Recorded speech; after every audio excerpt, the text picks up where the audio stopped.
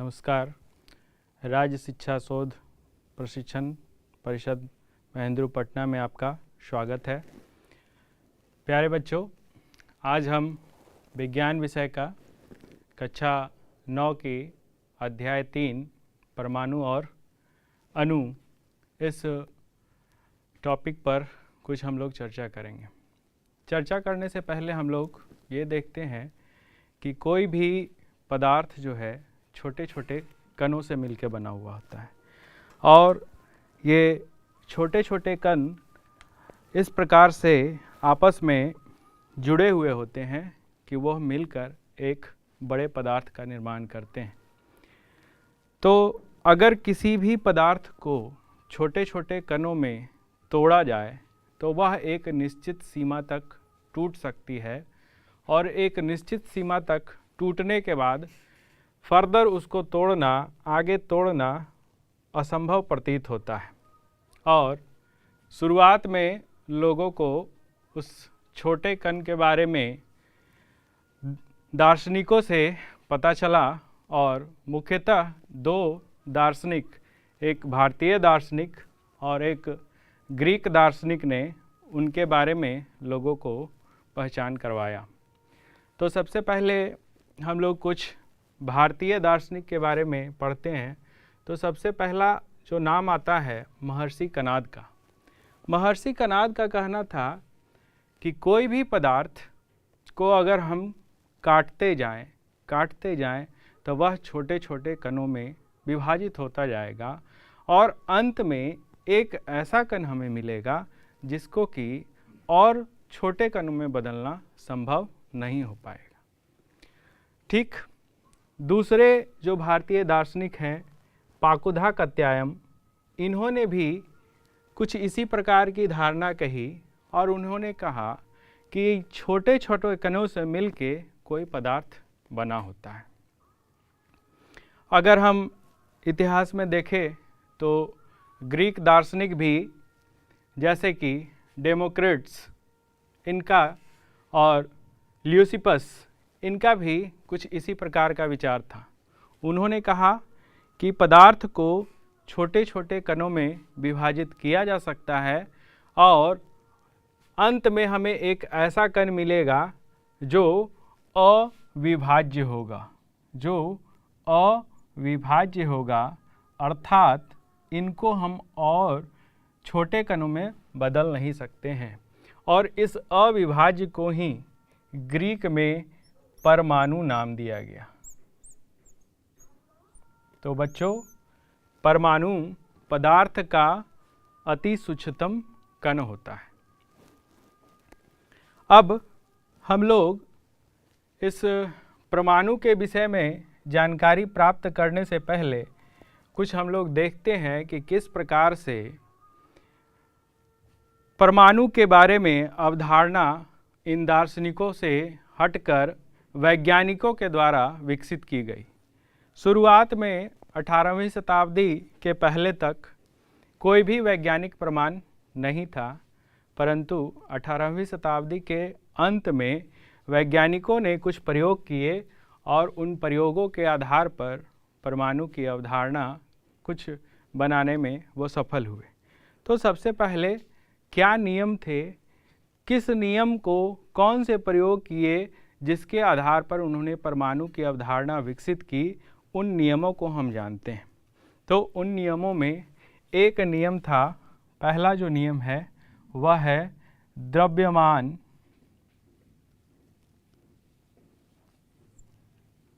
संरक्षण का नियम।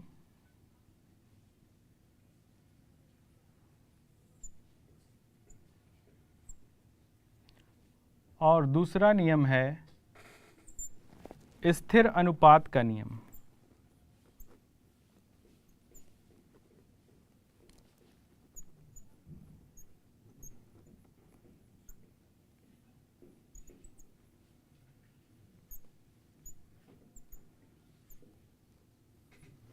ये दो नियम के आधार पर, पहला द्रव्यमान संरक्षण का नियम और स्थिर अनुपात के नियम के आधार पर वैज्ञानिक कुछ हद तक यह बताने में सक्षम हुए कि परमाणु की कैसी अवधारणा है, परमाणु के कौन कौन से गुण हैं। आइए हम लोग इस नियम का सबसे पहले अध्ययन करें, द्रव्यमान संरक्षण का नियम और स्थिर अनुपात का नियम। उसके बाद फिर हम लोग इन नियमों की सहायता से परमाणु के अध्ययन करेंगे, कि देखेंगे कि परमाणु की अवधारणा कैसी होती है। द्रव्यमान संरक्षण का नियम, आइए इस नियम को ज़रा समझें। द्रव्यमान संरक्षण का नियम यह कहता है पदार्थ का न तो निर्माण किया जा सकता है न विनाश किया जा सकता है, सिर्फ एक रूप से दूसरे रूप में उसे बदला जा सकता है। और दूसरा, द्रव्यमान संरक्षण का नियम यह कहता है कि यदि हम कुछ द्रव्यमान A और B का आपस में मिलाएं तो जितना द्रव्यमान का योग अभिकारक में है उतना ही द्रव्यमान का योग उत्पाद में भी होगा।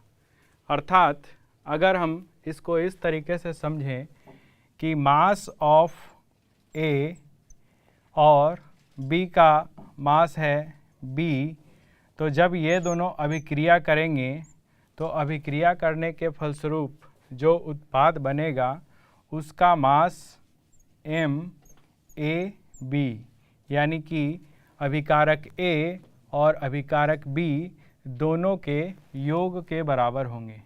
आइए इसको एक उदाहरण से समझते हैं। इधर एक रासायनिक अभिक्रिया लेते हैं जिसमें हाइड्रोजन और ऑक्सीजन आपस में मिलके जल का निर्माण कर रहे हैं।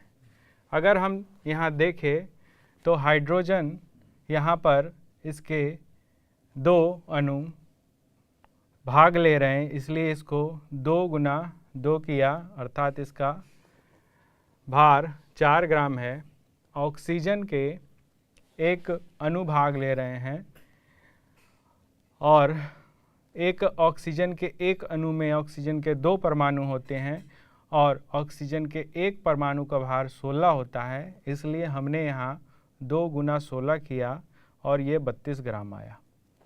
अब 2H2O जो उत्पाद बना है इसका भी ज़रा हम भार गणना करते हैं। तो यहाँ पर 2 हाइड्रोजन के परमाणु हैं, इसलिए भार इसका 2 हो गया। ऑक्सीजन के 1 परमाणु हैं, इसलिए इसका भार 16 हो गया। और H2O के 2 अणु बने हैं, इसलिए इसको हमने 2 से गुना कर दिया और ये आया 36 ग्राम। तो अगर हम उत्पाद का देखें, उत्पाद में हमारा कितना है बच्चों? तो 4 ग्राम हाइड्रोजन है और 32 ग्राम ऑक्सीजन है। तो 4 ग्राम और 32 ग्राम को जोड़ते हैं तो यह आता है 36 ग्राम के बराबर, और यहाँ भी हमें 36 ग्राम मिला है। अर्थात अभिक्रिया के पहले जितना भार था उतना ही भार अभिक्रिया के पश्चात है। अर्थात द्रव्यमान हमारा क्या है? हमारा द्रव्यमान संरक्षित है, यानी कि सुरक्षित है, इसमें कोई भी परिवर्तन नहीं हुआ है। एक और प्रयोग द्वारा इसे हम समझ सकते हैं। इसके लिए आपको एक कोनिकल फ्लास्क लेना होगा और एक टेस्ट ट्यूब लेना होगा। कोनिकल फ्लास्क में बेरियम क्लोराइड का 1.22 ग्राम विलयन लेना होगा और परख नली में Na2SO4 सोडियम सल्फेट का 1.53 ग्राम विलयन लेना होगा। आप विलयन कैसे बनाएंगे? विलयन बनाने के लिए बहुत ही आसान है। आप इस कोनिकल फ्लास्क में, खाली कोनिकल फ्लास्क में आप 1.22 ग्राम BaCl2 ले लीजिए और इसमें वाटर ऐड कर दीजिए। इसमें क्या डालना है? पानी। कितना पानी डालें? पानी 10 ml डाल देते हैं। तो हमें यहाँ पर बेरियम सल्फेट का बेरियम क्लोराइड का विलयन तैयार हो जाएगा। इसी प्रकार से सोडियम सल्फेट का विलयन लेने के लिए हमें एक परख नली में 1.53 ग्राम सोडियम ले लेना है और इसमें भी पानी डालना है। मात्रा ध्यान रहे वही रहना चाहिए 10 ml। इस प्रकार से आपके पास बेरियम क्लोराइड और सोडियम सल्फेट का विलयन तैयार हो गया। अब कुछ सावधानी यहाँ बरतनी है कि कोनिकल फ्लास्क में इस टेस्ट ट्यूब को एक डोरी से बांध के इस प्रकार से डालना है कि दोनों आपस में ना मिले और इसके मुंह को कॉर्क के द्वारा बंद कर दिया जाएगा। अब बंद करने के बाद धीरे धीरे इस परख नली को पकड़ के हल्के हल्के हल्के हल्के हिलाना है और हिलाने के बाद इसका सोडियम सल्फेट बेरियम क्लोराइड के सॉल्यूशन में आ जाएगा और कुछ रिएक्शन इस प्रकार से होगा। BaCl2 Na2SO4 ये दोनों आपस में प्रक्रिया करके रिएक्शन करके BaSO4 बेरियम सल्फेट और NaCl सोडियम क्लोराइड बनाएंगे। अब हमें इसका वेट फिर से मेजर करना है। तो वेट मेजर करने से पहले हमको एक ध्यान देना होगा कि हमने सोडियम सल्फेट का वेट 1.53 ग्राम लिया था, बेरियम क्लोराइड का वेट 1.22 ग्राम लिया था और इस कोनिकल फ्लास्क का वेट हमें नहीं पता था। तो इस प्रक्रिया को करने से पहले सबसे पहले हमें इस कोनिकल फ्लास्क और टेस्ट ट्यूब और उसमें 10-10 ml वाटर पानी डाल के उसका वेट तौल के रख लेना है। ऐसा इसलिए क्योंकि बाद में रिएक्शन करने के बाद आपके पास एक संपूर्ण भार आएगा। उस संपूर्ण भार में से खाली कोनिकल फ्लास्क, टेस्ट ट्यूब और 10 ml दोनों में जो पानी था उसका भार को हम घटाएंगे और घटाते हैं तो हम पाते हैं कि फिर से ये 2.75 ग्राम ही आया, जो कि बेरियम क्लोराइड और Na2SO4 शुरुआत में हमने 2.75 ग्राम लिया था। इस रिएक्शन से, इस अभिक्रिया से एक बात हमें पता चलती है कि जितना भार हमने रिएक्शन के पहले लिया था उतना ही भार अभिक्रिया करने के पश्चात आया। इस प्रकार से यह अभिक्रिया एक बार फिर से द्रव्यमान के संरक्षण को साबित करती है। तो द्रव्यमान संरक्षण में दो बातें हैं। पहली पॉइंट कि किसी भी पदार्थ का विनाश नहीं किया जा सकता है, वह विनाश नहीं होता है, सिर्फ एक रूप से दूसरे रूप में बदलता है। और दूसरा पहला पॉइंट है विनाश नहीं होता है, यानी कि उसको हम ख़त्म नहीं कर सकते हैं, विनाश नहीं होता है।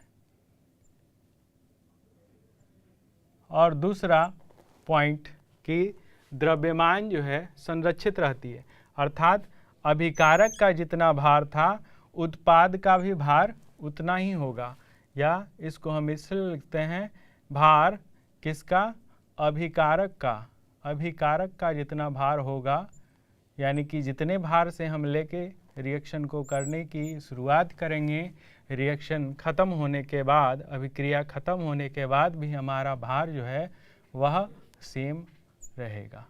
तो इस प्रकार से हम द्रव्यमान पाते हैं कि संरक्षित रहता है। इसी को हम लोग द्रव्यमान संरक्षण का नियम कहते हैं। अब आइए हम लोग दूसरा नियम जो है स्थिर अनुपात का नियम, उस नियम की चर्चा करते हैं।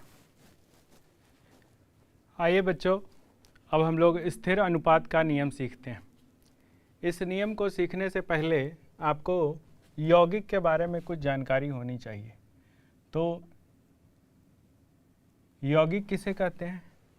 दो या दो से अधिक तत्वों से बने हुए पदार्थ को हम लोग यौगिक कहते हैं, एक सामान्य परिभाषा है। तो स्थिर अनुपात का नियम यह कहता है यदि किसी भी यौगिक को किसी भी स्रोत से लिया जाए तो उस यौगिक के संघटक तत्वों का अनुपात स्थिर रहता है। कैसे स्थिर रहता है? आइए जरा इसको हम लोग समझते हैं विस्तार पूर्वक से। एक प्रयोग करते हैं। हमने यहाँ पर 3 परख नली लिया है, एक परख नली A, परख नली B और परख नली C। और इस तीनों परख नली में अलग अलग मात्रा में हमने जल लिया है। परख नली ए में 9 ग्राम जल लिया है, परख नली में 18 ग्राम जल लिया है और परख नली सी में 36 ग्राम जल लिया है। अब यदि हम इस परख नली में हाइड्रोजन का मास अगर देखते हैं, हाइड्रोजन का भार कितना है, तो 1 ग्राम हाइड्रोजन और 8 ग्राम ऑक्सीजन से मिलके यह 9 ग्राम पानी बना है। इसी प्रकार से 18 ग्राम जल में 2 ग्राम हाइड्रोजन है, इसलिए हमने हाइड्रोजन के सामने 2 ग्राम रखा है, और ऑक्सीजन कितना है बच्चों? 16 ग्राम है। अच्छा, अब यह आप बता सकते हैं कि 36 ग्राम जब हमने जल लिया है तो इसमें कितना हाइड्रोजन और कितना ऑक्सीजन है? बिल्कुल सही, 4 ग्राम हाइड्रोजन है और 32 ग्राम यहाँ पर ऑक्सीजन है। अब हम सामान्य एक गणितीय कैलकुलेशन करते हैं तो हाइड्रोजन और ऑक्सीजन को एक दूसरा से भाग देते हैं। तो हाइड्रोजन यहाँ पर 1 है, ऑक्सीजन 1 है। हाइड्रोजन 2 ग्राम है, ऑक्सीजन 16 ग्राम है। हाइड्रोजन 4 ग्राम है और ऑक्सीजन 32 ग्राम है। अब इनको अगर सरल अनुपात में लाया जाए तो यहाँ भी अनुपात 1:8 होगा, और इसको भी काटेंगे तो हम जब काटते हैं इसको तो ये भी 2 8 16 कट जाता है और ये भी 1:8 आएगा। इसी प्रकार से 4 8 32 होता है, 4 8 32, और ये भी 1:8 आएगा। तो यहाँ पर हम देखते हैं कि जल की विभिन्न विभिन्न मात्रा ली गई है। 9 ग्राम ली गई है, 18 ग्राम ली गई है, 36 ग्राम ली गई है, परंतु इन सभी में हाइड्रोजन और ऑक्सीजन जो है एक स्थिर अनुपात है। मतलब नियम से ही पता चल रहा है, अनुपात क्या है? स्थिर। यहाँ जो अनुपात है 18 ग्राम पानी में जो अनुपात है और 36 ग्राम पानी में जो अनुपात है वह 1:8 है, यानी कि स्थिर है। तो किसी भी स्थिर अनुपात का नियम यह कहता है कि यदि किसी भी यौगिक को, जैसे यौगिक में हम ले लेते हैं पानी सामान्यतः, क्योंकि सभी बच्चों को पानी बहुत आसानी से इसको समझ सकते हैं। अब पानी किसी भी स्रोत से लें, चाहे हम कुआं से लें पानी, चाहे पानी हम तालाब से लाएं या पानी नदी से लाएं, सभी में, इन सभी स्रोतों में अगर हाइड्रोजन और ऑक्सीजन का अनुपात देखा जाए तो हाइड्रोजन 1 भाग रहेगा और ऑक्सीजन 8 भाग रहेंगे। यानी कि किसी भी स्रोत से यौगिक को क्यों न लिया जाए, उनके संघटक तत्वों का अनुपात क्या रहता है? स्थिर रहता है। इसी नियम को हम लोग स्थिर अनुपात का नियम कहते हैं। अब पहला द्रव्यमान संरक्षण का नियम और स्थिर अनुपात का नियम आपने समझ लिया। अब इन दोनों नियमों के आधार पर जॉन डाल्टन ने परमाणु की एक संकल्पना दी और परमाणु का एक सिद्धांत दिया। इसके बाद हम लोग देखते हैं कि किस प्रकार ने इन दोनों नियमों को समाहित करते हुए जॉन डाल्टन ने परमाणु का सिद्धांत दिया। आइए डाल्टन का परमाणु सिद्धांत हम लोग देखते हैं। बहुत सारे बच्चे डाल्टन के परमाणु सिद्धांत को समझते हैं, कहते हैं किताब में लिखा हुआ है, रट लेते हैं। ये जो भी बातें मैं बता रहा हूँ ये सारी आपकी NCERT की किताब में लिखी हुई है, मैं बस उन्हीं को समझाने की आपको कोशिश करता हूँ। तो जॉन डाल्टन ने सबसे पहली बात कही कि सभी द्रव्य परमाणुओं से निर्मित होते हैं।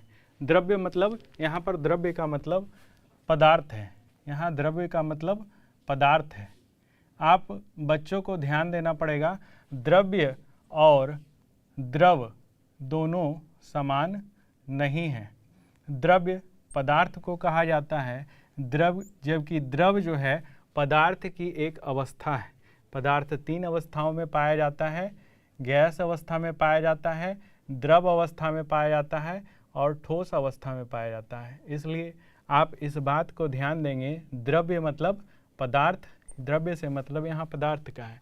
तो सभी पदार्थ परमाणुओं से निर्मित होते हैं। जैसा कि दार्शनिक ने भी कहा था कि अगर किसी पदार्थ को छोटे छोटे कणों में तोड़ते जाएं तो हमें अंतिम में एक ऐसा कण मिलेगा जिसको कि और आगे तोड़ना संभव ना हो। अर्थात उन छोटे छोटे कणों को ही जब आपस में मिला दिया जाता है तो एक किसी पदार्थ का निर्माण होता है। तो जितने भी पदार्थ हैं संसार में उन सभी का निर्माण छोटे छोटे कणों से मिलकर बना है और उन छोटे कणों को हम लोग परमाणु कहते हैं। यह एक बहुत ही सिंपल सी बात जो है जॉन डाल्टन ने कही। दूसरा यह बात कहा, किसी भी एक तत्व के सभी परमाणु के द्रव्यमान और रासायनिक गुणधर्म समान होते हैं। आइए इसको समझते हैं। जैसे एक तत्व हमने ले लिया लोहा, एक तत्व हमने लोहा ले लिया, तो इस लोहा को संकेत कहते हैं Fe। अब इस लोहे के जितने भी परमाणु होंगे, जितने भी परमाणु होंगे उन सभी परमाणुओं का द्रव्यमान, उन सभी परमाणुओं का द्रव्यमान और उनका रासायनिक गुणधर्म। रासायनिक गुणधर्म मतलब क्या होता है कि वह किस प्रकार से अभिक्रिया करेंगे, उनका किसी तत्व के साथ, किसी अन्य पदार्थ के साथ किस प्रकार से अभिक्रिया होगा, तो वो सारे परमाणु एक प्रकार के रासायनिक गुणधर्म ही प्रदर्शित करेंगे। अब अगर भिन्न भिन्न तत्वों के परमाणु लेते हैं, जैसे कि एक तत्व हमने लिया लोहा जो पहले भी हमने लिया था, और एक तत्व ले लेते हैं हम लोग कॉपर, तो इसके आयरन के परमाणु और कॉपर के परमाणु को जब हम देखते हैं तो पाते हैं कि आयरन के परमाणु का द्रव्यमान और कॉपर के परमाणु का द्रव्यमान अलग अलग है। आयरन के परमाणु का रासायनिक गुणधर्म और कॉपर के परमाणु का रासायनिक गुणधर्म अलग अलग होता है। तो ये तीन बातें जॉन डाल्टन ने कही। चौथी बात जो उन्होंने कही वह कही कि परमाणु अविभाज्य सूक्ष्मतम कण होते हैं और रासायनिक अभिक्रिया के दौरान न सृजित होते हैं ना ही इनका विनाश होता है। अभी जस्ट थोड़ी देर पहले मैंने आपको द्रव्यमान संरक्षण का नियम बताया। द्रव्यमान संरक्षण के नियम में यह कहा गया कि अभिक्रिया के पहले जितना द्रव्यमान हम लिए हैं और अभिक्रिया करने के पश्चात उतना ही द्रव्यमान हमको प्राप्त होता है, यानी कि अभिकारक का द्रव्यमान और उत्पाद का द्रव्यमान बराबर रहता है। इसी चीज़ को जॉन डाल्टन ने अपने परमाणु के सिद्धांत में बताया और कहा कि परमाणु अविभाज्य सूक्ष्मतम कण होते हैं, अर्थात इनका और आगे जाके विभाजन नहीं किया जा सकता है और रासायनिक अभिक्रिया के दौरान ना तो ये बनते हैं और ना ही इनका विनाश होता है। अर्थात यह क्या शो करता है, यह द्रव्यमान संरक्षण का नियम बताता है।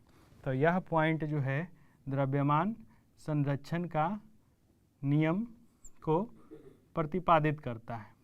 अगला पॉइंट जॉन डाल्टन ने कहा कि भिन्न भिन्न तत्वों के परमाणु परस्पर छोटी पूर्ण संख्या के अनुपात में संयोग करते हैं।